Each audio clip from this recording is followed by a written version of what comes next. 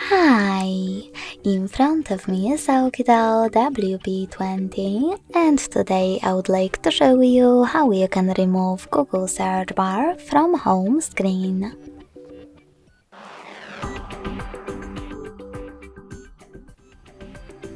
First of all, you need to hold your search bar and wait for remove area to show up. When it does, drag your search bar on top of it. And when you see that the search bar is see-through, let go. As you can see, after that, mine was successfully deleted. Thanks so much for watching. If you enjoyed this video, don't forget to leave a like, comment and subscribe. Bye!